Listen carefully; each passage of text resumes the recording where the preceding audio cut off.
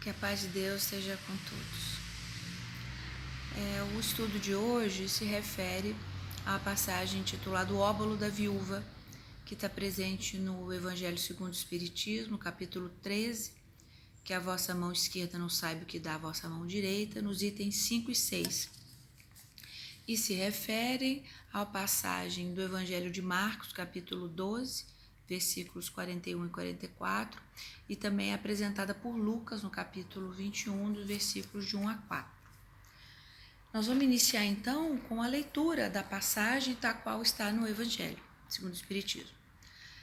Jesus, estando sentado defronte do gasofilácio, considerava de que maneira o povo nele atirava o dinheiro e que várias pessoas ricas tinham colocado muito. Veio também uma pobre viúva que nele colocou somente 2 pequenas moedas. Então Jesus, tendo chamado seus discípulos, lhes disse: Eu vos digo em verdade, esta pobre viúva deu mais do que todos aqueles que colocaram no gasofilácio, porque todos os outros deram de sua abundância, mas esta deu de sua indigência, tudo mesmo que tinha e tudo que lhe restava para viver.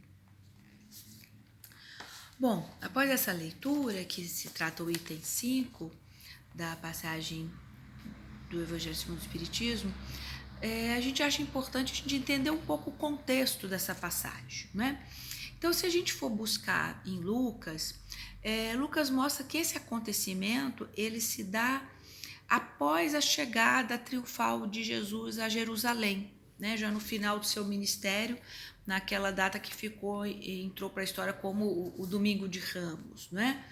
E conforme está no seu capítulo 19, então um pouquinho antes dessa passagem do óbolo da viúva que está no capítulo 21, Lucas diz que Jesus, após a chegada a Jerusalém, abre aspas, ele ensinava diariamente no templo, fecha aspas. Então, era uma prática de Jesus se aproximar ao templo e lá fazer os seus ensinamentos e cercar das pessoas que queriam ouvi-lo. É interessante também a gente entender o que era o Templo de Jerusalém, né? Naquele momento era, claro, o local mais importante do judaísmo, um local considerado sagrado. Mas era não só o centro religioso, mas também era um importante centro político, né? Ainda que Israel estivesse sob o domínio romano, era a política de Roma dotar os seus territórios invadidos, dotar de certa liberdade de organização e religiosa. Era o entendimento de que assim era mais fácil dominar. Então, mesmo sendo ainda sob a dominação romana, havia certa autonomia, principalmente religiosa. Então o templo era não só um local de importância religiosa, mas de importância política também, né? E é interessante também entender um pouquinho a própria conformação desse local, que era o Templo de Jerusalém, e quem nos ajuda com isso é a Terezinha Oliveira, não é? Uma autora espírita que certamente nos auxilia agora do plano espiritual, e que numa das suas obras, intitulada Estudos Espíritas do Evangelho, inclusive uma obra que eu recomendo a todos, é uma obra em que ela traz muitos ensinamentos históricos, sociais, geográficos, né, para a gente entender o contexto em que viveu, o que era a Palestina no século I, e né, entender em que contexto viveu Jesus.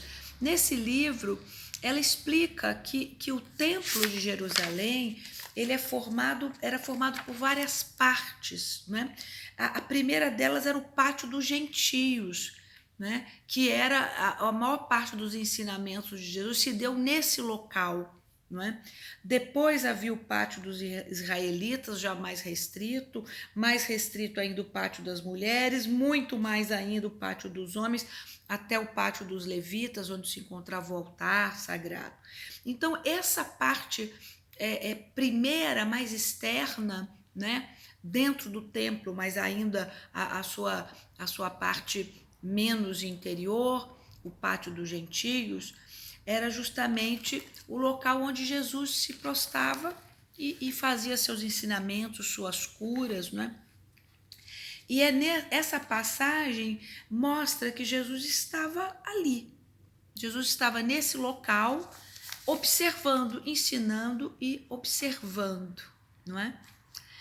É interessante que é nessa entrada que se encontra o gasofilácio descrito pelos evangelistas, né? Essa palavra gasofilácio, que em algumas traduções da Bíblia vai estar já traduzido por o local das oferendas, o local das esmolas, né? É uma palavra que está no Evangelho segundo o Espiritismo e também em muitas outras traduções da Bíblia. É uma palavra que vem do grego gaso, tesouro, filacos, não sei se a pronúncia é essa, mas significa guarda, ou seja, era o local onde se guarda o tesouro, nesse caso, as esmolas, não é?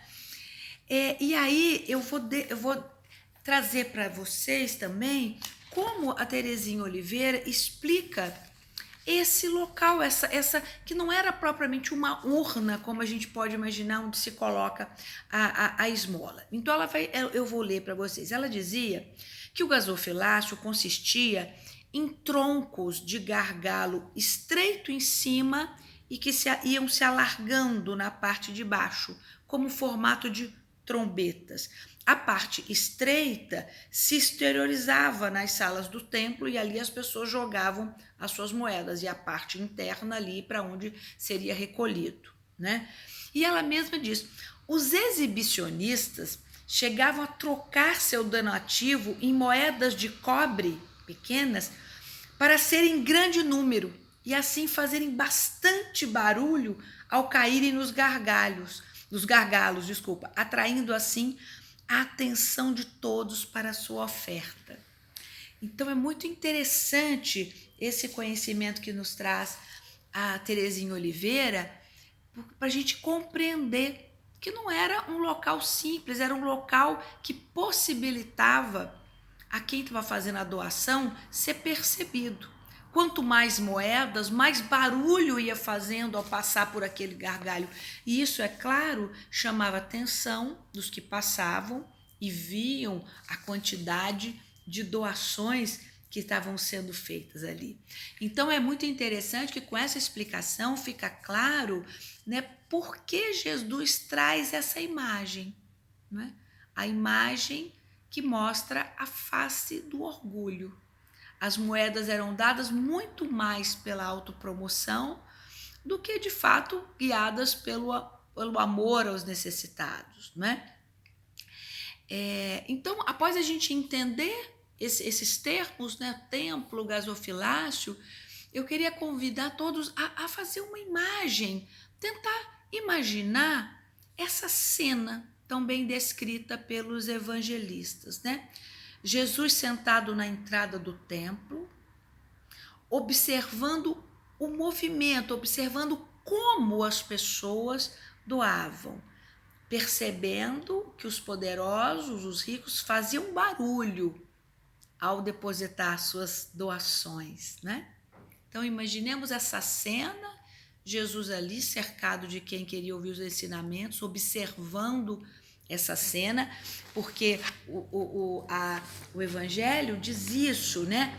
Jesus estava sentado defronte do gasofilácio, considerava de que maneira o povo nele atirava o dinheiro. Ou seja, Jesus estava prestando atenção no movimento que as pessoas faziam. E eis que chega uma mulher, uma pobre viúva. É importante também, quando a gente visualiza essa cena, lembrar que Jesus está numa época e numa sociedade em que a condição feminina era bastante desprezada, né? Ainda hoje a gente não venceu totalmente esse sinal de atraso, mas com certeza no século I isso era muito mais forte. Então, além de mulher, era pobre, outra condição de desfavorecida, e viúva, ou seja, desprotegida. Né? A gente também precisa lembrar que naquele momento histórico havia poucas oportunidades de trabalho para uma mulher. Então a viuvez quase sempre significava padecimentos materiais.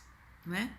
E é nessa figura, né, a figura de uma mulher pobre e viúva, que Jesus usa para dar o exemplo, para mostrar que era ela que realizava a caridade real, porque não estava dando apenas do supérfluo e sim do necessário para a sua vida. Né? Então, com essa imagem mental, né, que a gente pôde fazer agora, Jesus sentado, observando o movimento das pessoas e percebendo a pureza, a verdade de sentimentos dessa que doava um pouquinho, né?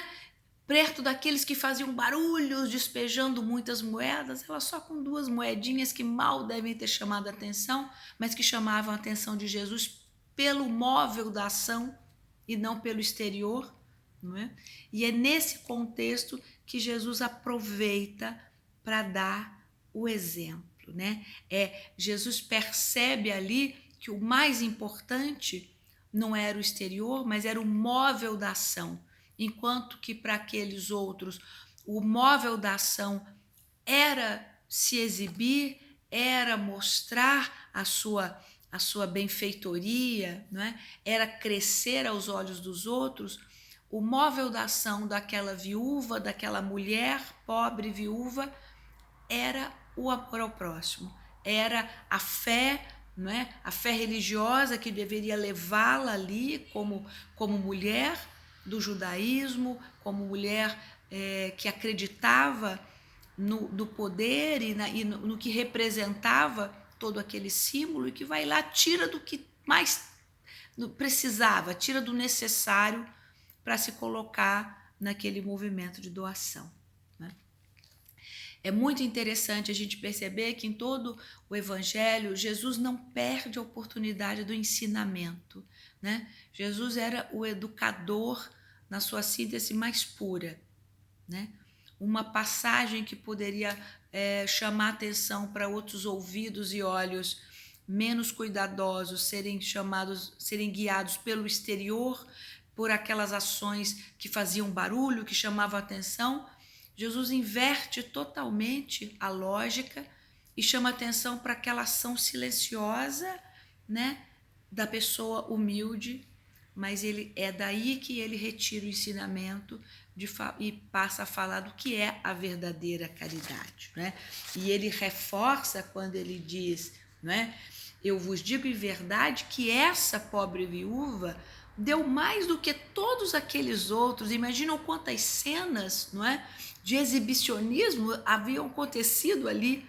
E Jesus fala, esqueçam, aquilo não é importante. Importante é isso, é ela, porque ela deu, os outros deram o que tinham de abundância, deram o supérfluo, e ela deu o que lhe mais era necessário para viver. Ou seja, ela divide o que ela tem de mais importante. Né? Seguindo, então, agora que a gente fez um apanhado da cena, a gente pode continuar com Kardec, que no item 6 continua destacando também outros pontos também muito edificantes, não é? Kardec lembra que há os que lamentam que não têm recursos suficientes para fazer caridade, né?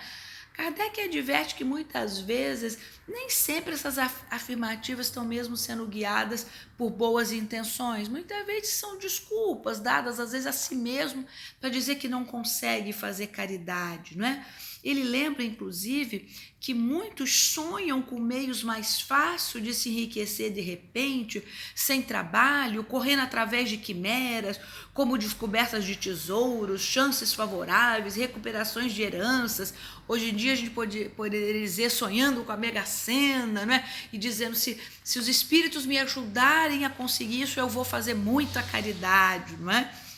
Kardec lembra, geralmente quem espera encontrar nos espíritos ajuda desse tipo, dessa natureza, seguramente não conhecem, né, nem compreendem os objetivos sagrados dos espíritos de luz, né? Que com certeza têm uma missão muito mais importante, né? Eles dizem que, em geral, esses homens acabam sendo punidos pelas próprias decepções, não é? Então, Kardec chama atenção de quanto é leviano, de quanto é infantil, não é? Ficar buscando essas oportunidades absolutamente ímpares, fantasiosas, para se começar a fazer caridade de fato, né? Kardec vai lembrar que aqueles cuja intenção é mesmo pura, não é? Eles devem se consolar diante dessa impossibilidade de fazer tanto bem quanto gostariam, né? Por meio de vultosas doações ou por meio de uma condição financeira privilegiada. Ele lembra que a própria passagem de Jesus, quando ele fala que o óbolo do pobre que dá quando se priva pesa mais na balança de Deus do que o ouro do rico, que dá sem se privar de nada. Kardec diz, então, é o próprio evangelho que poderia servir de consolo para esses que às vezes lamentam não ter tanto para poder doar, não é? O próprio Jesus falou, não é preciso, aquela que doou tão pouco, mas de fato foi a caridade real, né? Além disso, Kardec vai nos lembrar de outro ponto muito importante aqui nesse item 6, e eu vou ler. Ele lembra, aquele que quer sinceramente se tornar útil aos seus irmãos, ou seja, praticar a caridade, né, encontra 1000 ocasiões, que as procure e as encontrará. Se não é de uma maneira, será de outra. Porque não há ninguém, tendo livre gozo de suas faculdades, que não possa prestar um serviço qualquer. E aí Kardec, então, mostra que a caridade material, ainda que ela seja importante e necessária, a gente vai voltar a isso ao final, nesse mundo, no mundo material, né, encarnados que estamos, mas Kardec lembra de outros tipos de caridade tão importantes, não é? Ele vai lembrar, não há quem não possa prestar um serviço qualquer, dar uma consolação, abrandar um sofrimento físico ou moral, fazer uma tentativa útil. E aí Kardec conclui, a falta de dinheiro, cada um não tem o seu trabalho, o seu tempo, o seu repouso, dos quais pode dar uma parte? Aí também está o óbolo do pobre, a moeda da viúva. Então, é muito interessante, nós vamos passar agora a ressaltar isso que Kardec destaca com tanta propriedade, não é? As outras formas, a caridade moral que precisa e pode ser exercida por cada um de nós, né? Na falta dos recursos vultosos para fazer uma caridade, ou mesmo na dificuldade de retirar o que tem de necessário, talvez ainda não estando na condição desta viúva que já doava até o que lhe fazia falta, mas há muitas formas de fazer caridade, né? E Kardec vai lembrando cada uma delas, né? O tempo que a gente pode doar, né? Na escuta de cada um, não é? O tempo que você pode dedicar a quem precisa desabafar, a quem precisa ter um ouvido amigo, não é?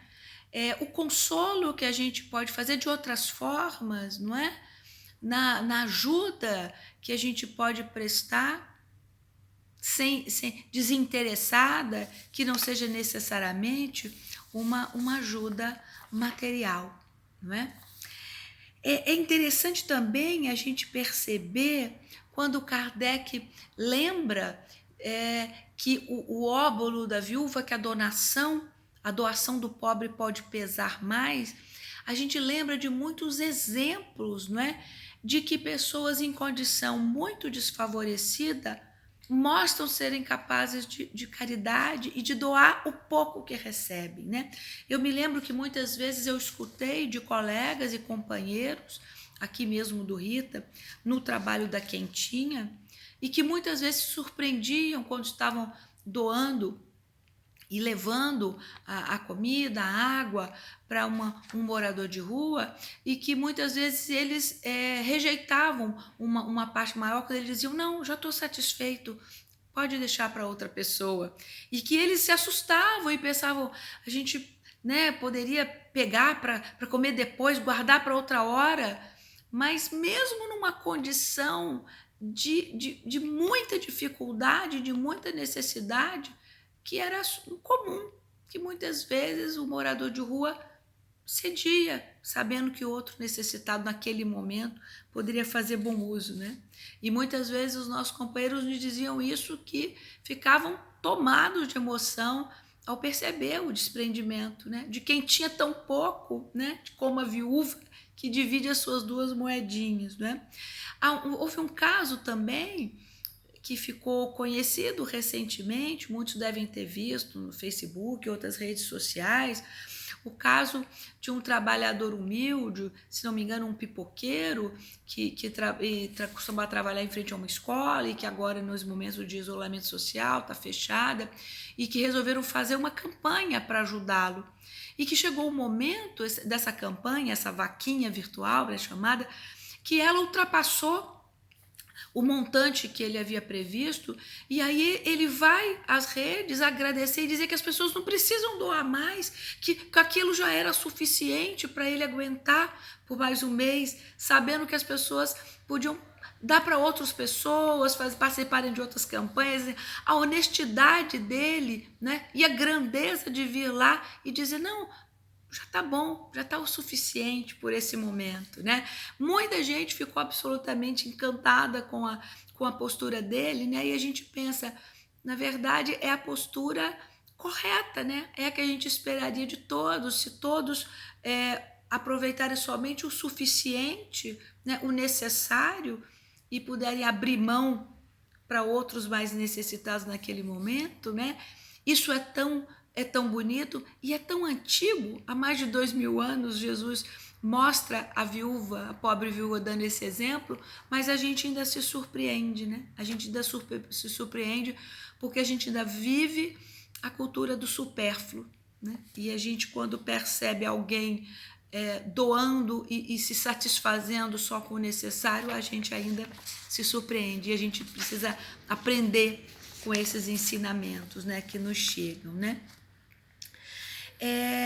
E por fim, eu queria lembrar que todas essas formas de caridade que Kardec nos mostrou, elas ganham uma nova roupagem nesse momento, né? Nesse momento que a gente vive, esse tempo de pandemia, uma provação seguramente individual, na medida que todos tentamos nos colocar a salvo da contaminação, na medida que o isolamento social nos atinge, física e psicologicamente, mas também um momento de prova coletiva para o planeta, né? O entendimento de uma passagem importante rumo a um planeta de regeneração, mas é também pensar que nesse momento de tempos de pandemia, a gente passa muito tempo procurando nos manter a salvo da contaminação. É claro que isso é louvável, né?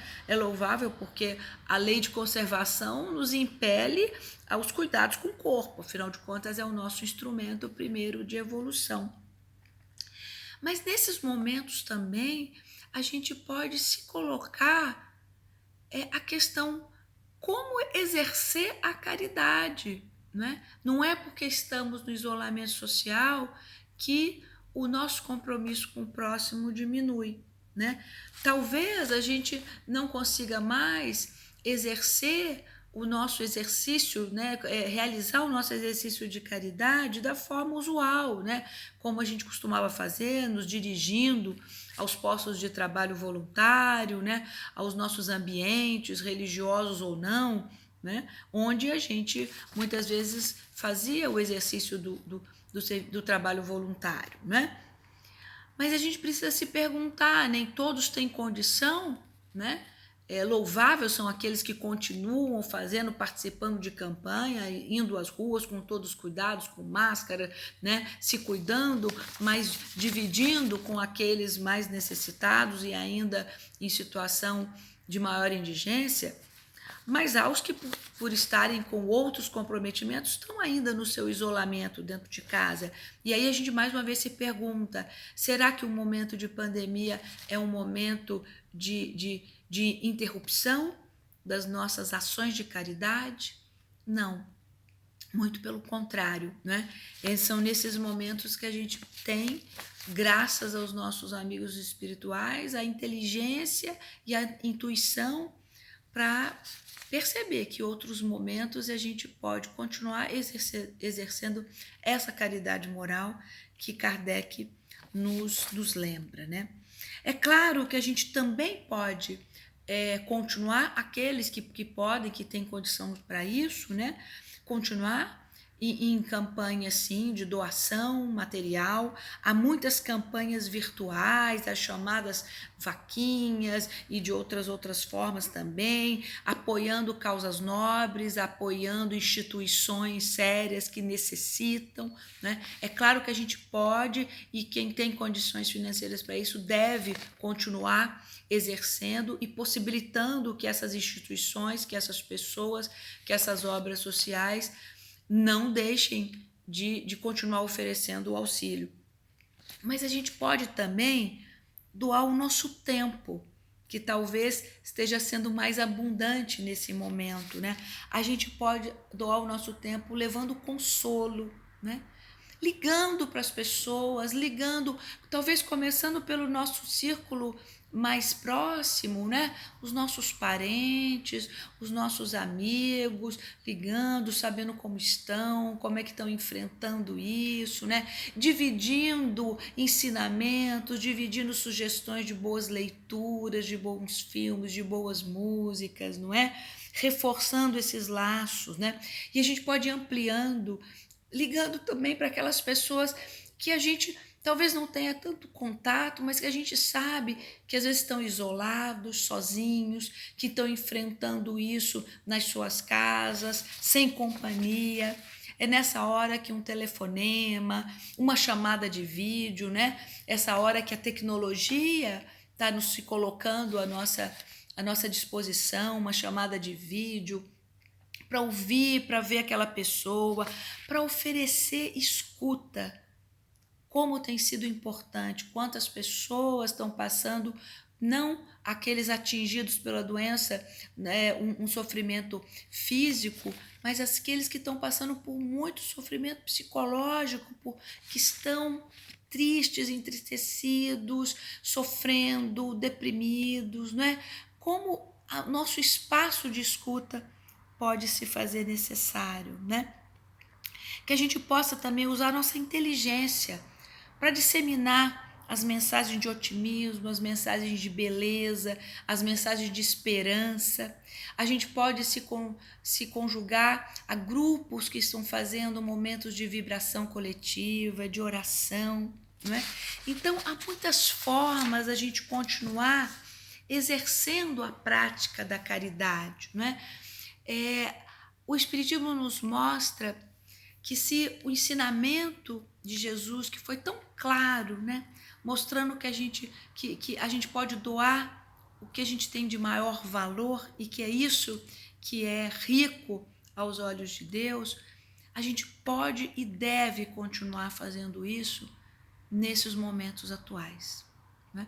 Que a gente possa continuar repartindo o nosso pequeno óbolo de tempo, de escuta, de carinho, de conforto, de esperança.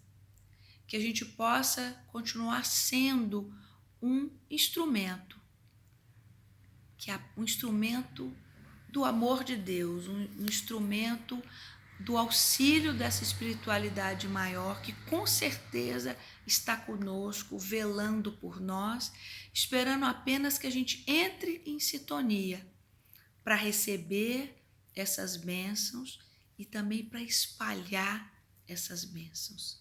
Se hoje a gente não tem mais a moedinha que entra no gasofilácio, a gente tem a nossa voz, a nossa imagem e todos esses meios de comunicação que podem espalhar esse sentimento, essa vibração. Que a caridade continue em nós e que possamos ser, continuando sempre, sempre, instrumentos da caridade de Deus. Que assim seja.